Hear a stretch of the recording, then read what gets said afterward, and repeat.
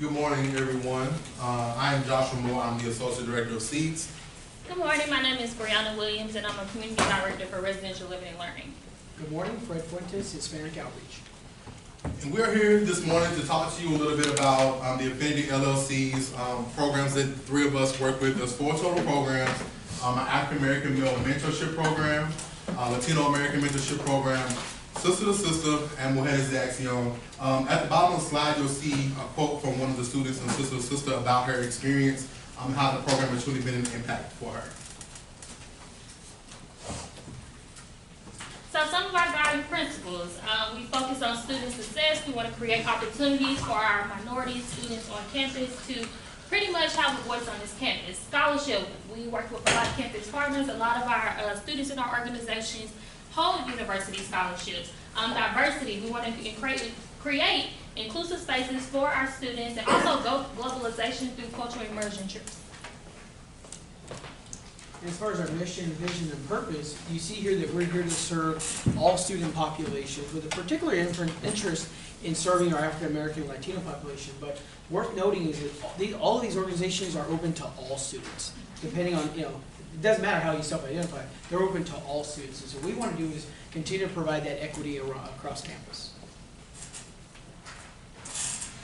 Here's some wonderful news that we're sharing. When you look at national data on retention of minority populations, white women, men, Hispanic, Black, you look at our program and you see the need, the impact it's had on our community. So African American Male Mentorship Program is at 93% retention. The other three programs are at 85%, putting an average almost at 90%, which is almost 3 times as much as the national average. So it reflects the importance and also the benefits of having these types of programs on our campus. That reflects the persistence and, of course, benefits of peer mentoring, engaging men of color with other men of color, women of color, and our advisory boards that we have also reflect the diversity of our campus. So when you think about the African American Male Mentorship Program, our program has been around for about 5 years.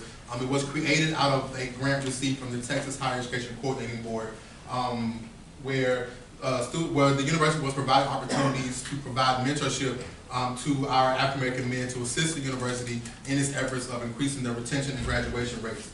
We approach this by engaging our students with several outside speakers, where we bring different African American men from different industries into our space to have conversations about things that are career related, life related, to equip them with the skills that they need to go out into our global community and be successful.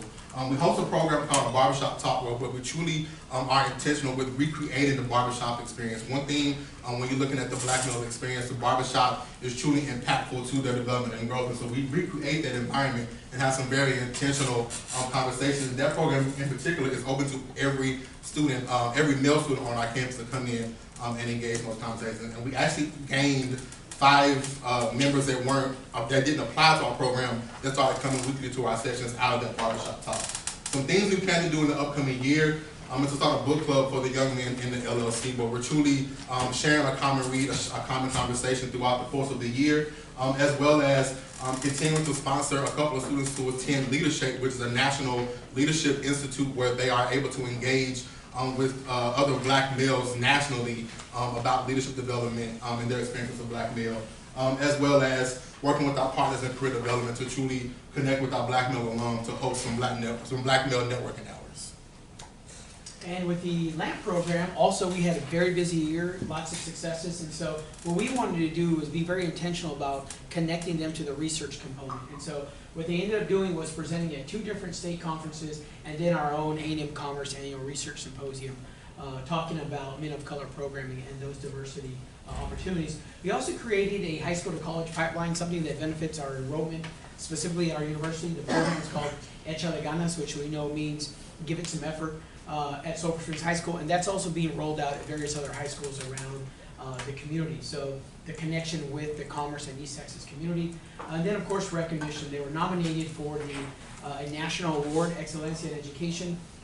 That could also potentially turn into a grant opportunity for the group.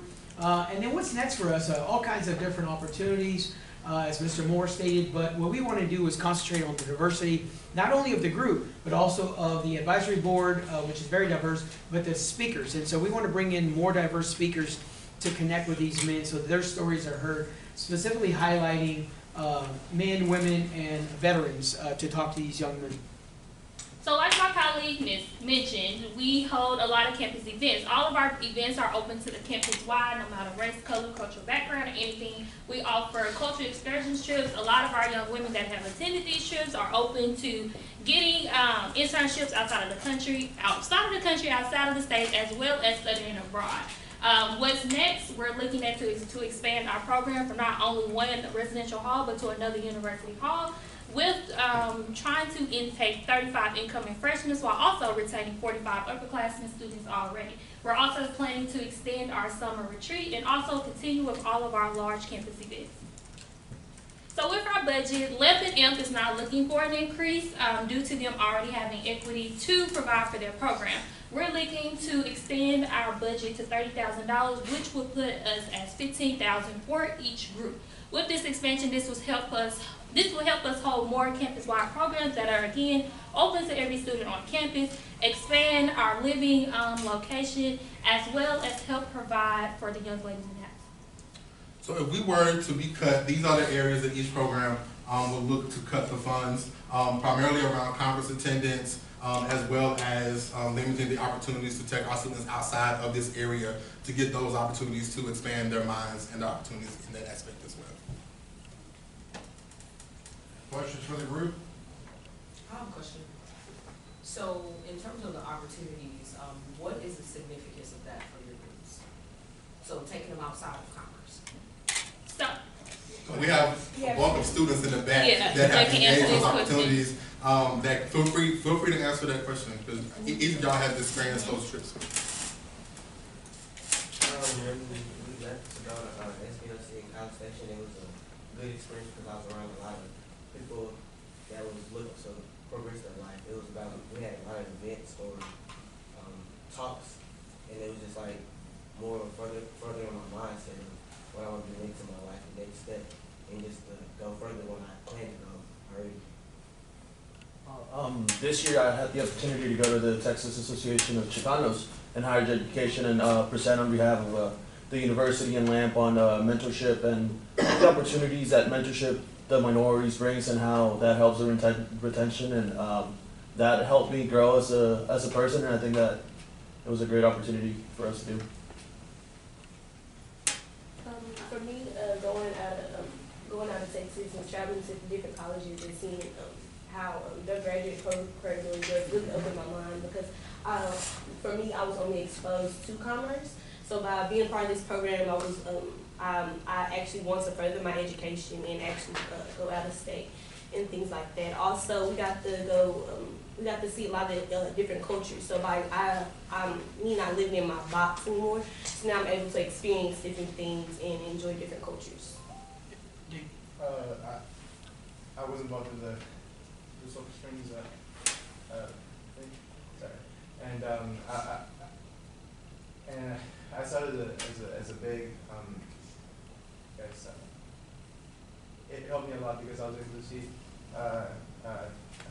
other Hispanic kids that came from other nations, and we were able to connect with them. And a few of them, you could see from the beginning, they really struggled with trying to get involved in school in general and the culture of the U.S.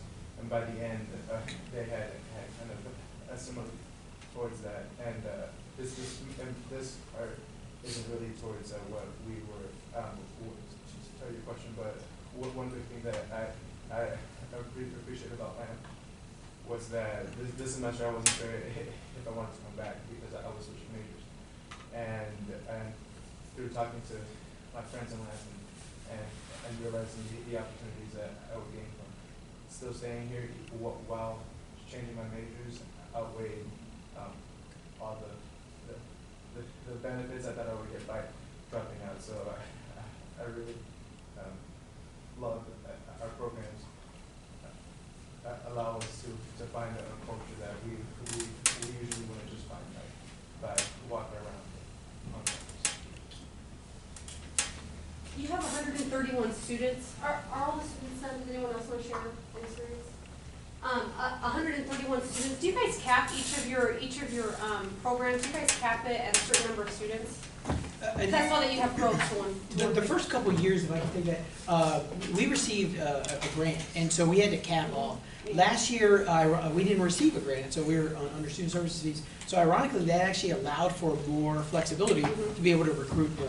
Now, we didn't have the same resources to recruit, but again, as you hear from the students, they were the recruiters. Josh, ourselves, Ms. Shatina did not have to do that so much as seeing the benefits of that. So we don't have caps. Additional resources are, of course, are always beneficial for students. But I think that you'll continue to see the tremendous growth within all 4 programs. So there's not a cap anymore. No. As many people Absolutely. as you can reach, you're going to reach. Absolutely. Because we're looking to expand our program to go beyond just the LLC. Where the LLC is a residential component, but then there's a much larger group of students that are part of the program. And that's where our weekly meetings come into play, the programs that they'll host, things like that. But there will be a cap on the LLC because of spacing with housing. But as far as the program itself, we're looking to expand that to engage as many African-American men and women or Hispanic men and women that want to be a part. And y'all, I think with the second slide or third slide, the retention and persistence numbers, that is fantastically outstanding. And that's fall and spring. That's amazing. And that's in fact why the only reason LAMP was, well, there are many reasons why LAMP was provided this opportunity to be nominated for this award. It's a Hispanic organization that's doing it, but as you can see, AMP's numbers are significantly higher than all of us. But this is something our university should be bragging more about. 90% combined and 93% for AMP. These are amazing numbers that could turn the diversity on a campus around. And if we could do more, and Caesar did research on return on investment. So for every $1 university is investing in our programs, $6 is coming back to the university. So tremendous benefits by these programming and actually a need to do more. And you'll see that. And Dr. Fuentes, my only concern is why doesn't the whole campus? Those are outstanding numbers. That's significant. You're right. And we'll do a better job of sharing that throughout the year as well. That's awesome. Yes, ma'am. Can you talk about any outside fundraising you guys do to supplement? So with Sister to Sister, a part of our program, we do a cultural excursion trip. So to fund, because of course in the past years, like our budget didn't cover the full trip. So we had a lot of our young ladies doing fundraisers. So some examples of the fundraiser that did something for Valentine's Day, where they made little baskets to sell. They'll go to different restaurants to ask and do fundraising. So to supplement some of our funds for some of the things that we do for our young ladies, as well as for the trips for them to travel on, we do fundraisers. And I'll add to that, last year when the program was started, we also had faculty and staff members who made in-kind donations. Yes. Because there's a lot of things that through just university funds in general, we can't cover from a legal standpoint. So we had donations well over $2,000 from people who wanted to support women. Also, on that, thank you, Ms. Jones. LAMP experienced the loss of a member last year, as you guys know, as a result of the young man struggling with mental health. And so when they did their fundraising this year, they did it in honor of that young man. And so what they did was the money generated from that, and they did quite well. They bought T-shirts for the members and gave to the family. They had a really beautiful ceremony for his family and honored him on the T-shirt. And so they easily could have been a little bit more selfish and used that money to benefit them other ways. They were not. They did so to raise money for the family, and then they themselves gave a contribution to the family in excess of $300 or $400. That also resulted in tonight's event, which is the Mental Health Strong Enough. Eric taking the lead on that. So you see the interest in beyond academics, but in fact mental health and us taking care of each other as a giant lion family. Can you talk a little bit about, sorry. I was just going to mention, as far as AMP is concerned, when it comes to fundraising, a lot of opportunities that we engage in, they themselves individually raise their contribution to the necessary trip. But we've had some conversations with the leadership team and some of the leaders in the program about some opportunities to actually do collective program fundraisers for next year to be able to provide some opportunities for our young men that they haven't had before. So. Last question here. Can you talk a little bit about what you're doing or opportunities y'all see for the 4 groups to work together? Absolutely. We are committed to working together because, again, together, we're gonna serve more students. And in fact, we are in this fight, we've been in this fight, if you will, from the very beginning. We just gotta do a better job of communicating that and getting the groups. We you know, different times of the semester, it's tough to even respond to an email. So we're committed to early on setting those calendars so that we're collaborating from the very beginning. And then I know, so last year we did a big collaboration for our summer retreat, which we mentioned in our slides. We brought all of the living learning communities together and used the outdoor adventures park. Correct. That was a great opportunity for each LLC to connect with one another, learn about what their living learning community does for each other, and also just for them to learn about different leadership skills that they can take back and use at the university. And also, we're doing a trip, May 14th down to Corpus Christi. We're doing post-Hurricane Harvey cleanup. That is inclusive of all groups, and so we'll be going down there for a week. LAMP is actually sponsoring all that, but it is an all-inclusive, beyond our groups, it's gone into several sorority fraternities and other affinity groups on campus. So in fact, the collaborative efforts are in place as we speak. I just have one question. It sounds like it's very much kind of residential, kind of campus-based. Are you doing anything to reach the commuter students? So with Sister to System, or is the Action a lot of our programs, we reach out to outside students. So this last week we held a fashion show, which we had community students that didn't live on campus participate in that fashion show. The fashion show was based on body image and body positivities, and a lot of our students that not only live on campus struggle with that, but students outside of campus struggle with that. So we opened that up for them to participate, to help them feel confident, as well as we did a family reunion barbecue in a New Pride Family West. We have a lot of residents that are friends with people from outside campus that came to that family reunion, and that was also a great opportunity for the girls to tell them about our program, as well as some of our other LLCs. and LEF was there. So they had the opportunity to tell the students about their program, which helped recruit a lot of people. And we have several students in our program that commute. So not every student lives in there. Yeah, not every student That's what I was gonna lives say. in the residential hall. Majority of ours are actually commuters coming in from Dallas, and so we do programs in Dallas as much as possible as well, whether that's a phone bank for the local Spanish television show, or anything that we can do to have exposure in the Dallas metroplex and even East Texas. Out of time. Thank you. Thank you. Thank you. Moderator?